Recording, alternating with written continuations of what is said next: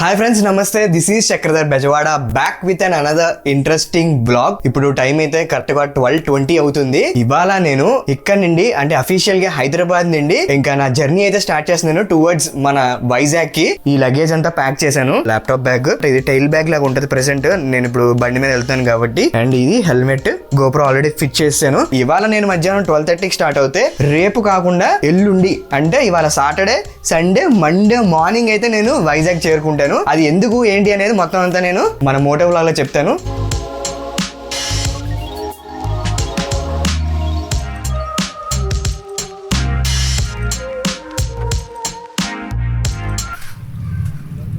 తమ్ముడు కొంచెం జరగాలి, నువ్వు వీడియో స్టార్ట్ చేయాలి. ఇలాంటి తేట పనులన్నీ చేస్తారు చూడాలి. చూడు ఎలా కట్టాడు దానికి. ఇది చూపించదండి, బంగి కార్డు కట్టాడు తమ్ముడు. ఇది అలా ఎల్లో, ఇది వదులు దాన్ని. ఈ గ్యాప్లో ఎప్పుడురా భలే కట్టేవారు నువ్వు.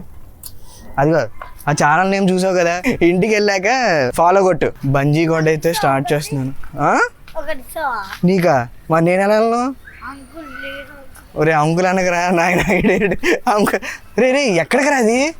అరే ఇడి అది.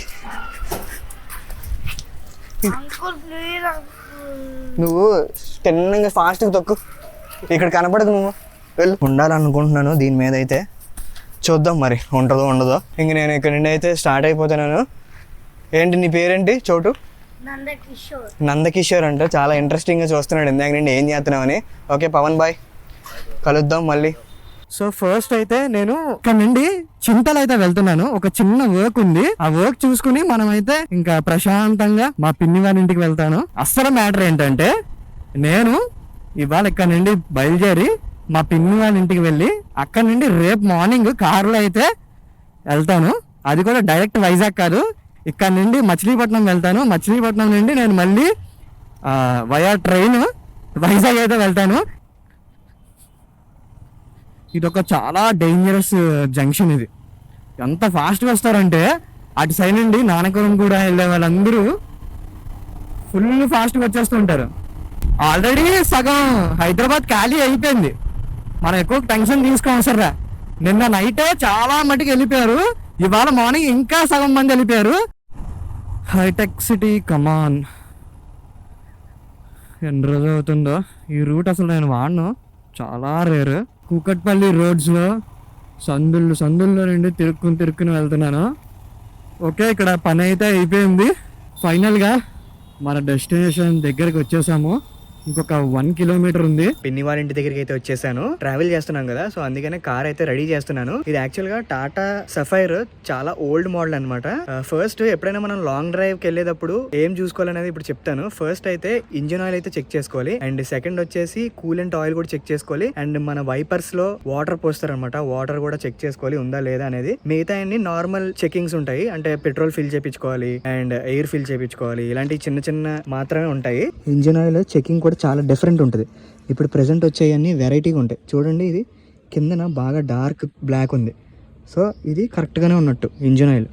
సో దీన్ని మళ్ళీ ఇంకా ఫిల్ చేయించాం సార్. కూలెంట్ ఆయిల్ కూడా బాగానే ఉంది, చూసారు కదా, సరిపోద్ది మన ట్రావెల్కి. కూలెంట్ ఆయిల్ ఎప్పుడు కూడా వేడిగా ఉన్నప్పుడు తీయకూడదు, ముఖం మీదకి వచ్చేస్తుంది. యాక్చువల్గా వీల్ బ్యాలెన్స్ కోసం వచ్చాను, కానీ లాస్ట్ 3 months బ్యాక్ చేయించారట. మనం హార్డ్లీ 1 year ఒకసారి అలా చెక్ చేయించుకుంటే సరిపోద్ది. వీల్ అలైన్మెంట్ బాగా ఎక్కువ యూసేజ్ ఉంటే తప్ప నార్మల్ గా అంతేం అవసరం లేదు. వీల్ రొటేషన్ ప్లస్ అలైన్మెంట్ అయితే 700 రూపీస్ అంట. ఇక్కడ యోకోహామా ఉంది కదా,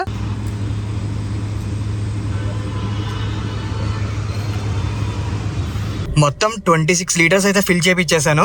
ఇది ఎన్ని లీటర్స్ అనేది నాకు అంత ఐడియా లేదు, ఎవరికైనా తెలిసి ఉంటే కనుక చెప్పండి. టాటా సఫైర్ అంటే టాటా మాన్జా టైప్ ఉంటుంది ఇది. నేను అనుకోవడం 35-40 లీటర్స్ అనుకుంటున్నాను. ఇంకా ఎయిర్ కూడా ఫిల్ చేపించేసుకుంటే ఇంకా మన పని అయిపోద్ది, హ్యాపీగా వెళ్ళిపోవచ్చు.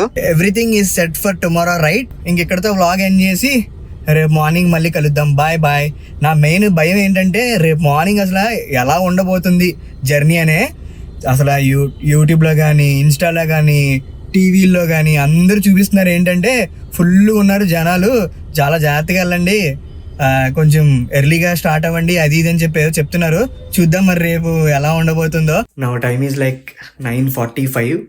యాక్చువల్‌గా నేను ఇప్పుడే మా బాబాయ్ వాళ్ళ ఇంటి దగ్గర భోజనం చేసి స్క్రోల్ చేస్తున్నా అన్నమాట ఇన్‌స్టాగ్రామ్. స్క్రోల్ చేస్తుంటే ఒక్కొక్కళ్ళు పెడుతున్నారు ఘోరం అసల. ఫుల్ ట్రాఫిక్ అని చెప్పి పెడుతున్నారు. భయమేసి మా బాబాయ్‌కి కాల్ చేశాను. అయితే కొంచెం ఫాస్ట్‌గా బయలుదేరదాము అని అన్నారు. అంటే యాక్చువల్‌గా మేము 5:00 బయలుదేరదాం అనుకున్నాం. 4-5 అలాగా. 3:00 బయలుదేరదామా అన్నారు. నేను అన్నాను 2కి బయలుదేరదాం అని. అయితే మా బాబాయ్ అన్నారు, ఇంకెందుకు నువ్వు డ్రైవ్ చేస్తా అంటే డైరెక్ట్ మనమే ఇప్పుడే బయలుదేరిపోదాం అనేసారు సడన్ గా. అన్ఎక్స్పెక్టెడ్ గా ఇప్పుడైతే ఇంకా స్టార్ట్ అయిపోతున్నాము. ఇక్కడ నుండి నెక్స్ట్ కొంచెం వాయిస్ ఓవర్ ఇస్తాను, ఎందుకంటే డ్రైవింగ్ లో ఉంటాను నేను కూడా. ఇక్కడ నుండి కరెక్ట్ గా విజయవాడకి అయితే 272 కిలోమీటర్స్ ఉంది అండ్ 5 hours 5 minutes అని చూపిస్తుంది. చాలా మందికి నేనే చెప్తాను నైట్లు డ్రైవ్ చేయొద్దని, కానీ ఇవాళ పరిస్థితి అది, ఇంకేం చేయలేం మనం కూడా.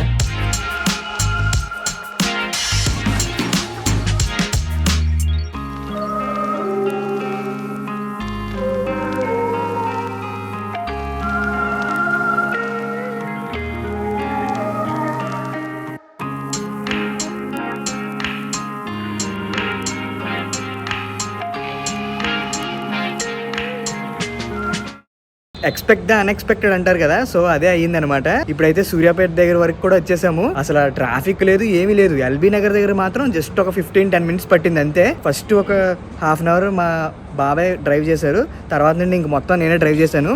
సూర్యాపేట దగ్గర ఇక్కడ పక్కన ఆగాము కాఫీ తాగుదామని.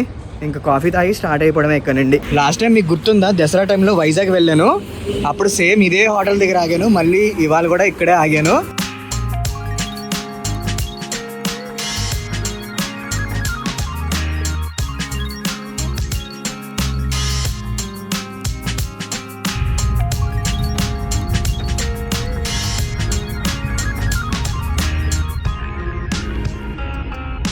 నైట్ 10:30కి స్టార్ట్ అయ్యాము కదా. కరెక్ట్ గా మా చెల్లి వాళ్ళ ఇంటికి విజయవాడ వెళ్ళడానికి 3:30 అయ్యింది. ఆల్మోస్ట్ గూగుల్ మ్యాప్స్ టైం కి వెళ్ళిపోయాము. ఇంకా 4-5 hours అక్కడే రెస్ట్ తీసుకుని మార్నింగ్ అక్కడి నుండి మచిలీపట్నం వెళ్ళి మళ్ళీ నైట్ కి మచిలీపట్నం ఎక్స్ప్రెస్ ట్రైన్ ఎక్కేశాను. మచిలీపట్నం నుండే ట్రైన్ స్టార్ట్ అవుతుంది కాబట్టి కొంచెం ఫాస్ట్ గానే వచ్చి ఎక్కేసా. ఇక్కడ వచ్చిన వెంటనే ఈ చింటూని చూసి షాక్ అయ్యాను. ఎవరో పక్కన నాతో ట్రావెల్ చేస్తున్న ఫ్యామిలీ ఒక చిన్న ప్లాస్టిక్ బాక్స్ లో చింటూని తీసుకొచ్చారు. వాణ్ణి బాక్స్లో పెడుతుంటే బాగా అరుస్తున్నాడు. అలా అని బయటికి వదిలేస్తే మొత్తం అంతా తిరిగేస్తున్నాడు. ఇంకా భోగిలో ఉన్న చిన్నపిల్లలందరూ వాణ్ణి చూసి ఫుల్గా ఎగ్జైట్ అయిపోతున్నారు.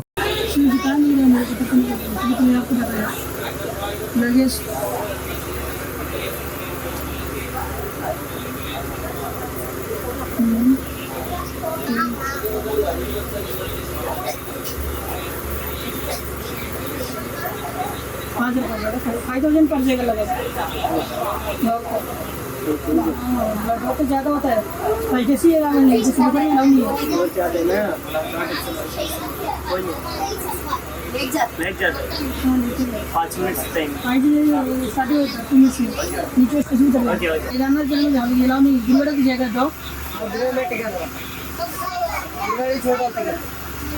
जनरल चले जाने के बट जनरल भी अलाउ नहीं है, किसी काट देगा तो प्रॉब्लम तुमको होगा. కొంచెం టైం తర్వాత టీసీ వచ్చారు. చింటూకి ఇక్కడ ఎలా లేదు, మీరు తీసుకువెళ్ళాలి లేకపోతే 5K ఫైన్ కట్టాలి అని చెప్పారు. పాపం ఫ్యామిలీ వాళ్ళకి ఐడియా లేనట్టుంది, అందుకే తీసుకువచ్చేసారు. డాగ్స్ ని ఓన్లీ ఫస్ట్ ఏసీలోనే తీసుకువెళ్ళాలి. స్లీపర్, థర్డ్ ఏసీ, 2 ఏసీలో నో ఎంట్రీ. వాటికి మన టికెట్ ప్రైస్ తో పాటు సేమ్ అమౌంట్ కట్టాలి. టీసీ అందుకే 5K అని చెప్పారు. వీళ్ళు షాక్ అయ్యి తీసుకువెళ్ళిపోతామనే లోపు ట్రైన్ కూడా కదిలిపోయింది. సో ఇంకేమీ చేయలేక అక్కడి నుండి జనరల్ బోగికి వెళ్ళిపోయారు చింటూని తీసుకుని. నాకు లాస్ట్ నైట్ కూడా సరిగ్గా నిద్ర లేకపోవడంతో నేను ఫాస్ట్ గా పడుకుని పోయాను. పొద్దున్నే లేసేసరికి దువ్వాడ స్టేషన్ కూడా వచ్చేసింది. డాడీ పిక్ చేసుకోవడానికి వచ్చారు. ఫైనల్ గా ఇదనమాట మన సంక్రాంతి జర్నీ విశేషాలు. ప్రతి పండక్కి మనం ట్రావెల్ చేసేటప్పుడు చాలా అడ్వెంచర్స్ చూస్తూ ఉంటాం కదా. మీరు ఎలాంటి సిచ్యువేషన్ ఫేస్ చేశారో కింద కామెంట్ చేయండి. నెక్స్ట్ వీడియోలో కలుద్దాం. Bye bye, take care, Phir మిలేంగే.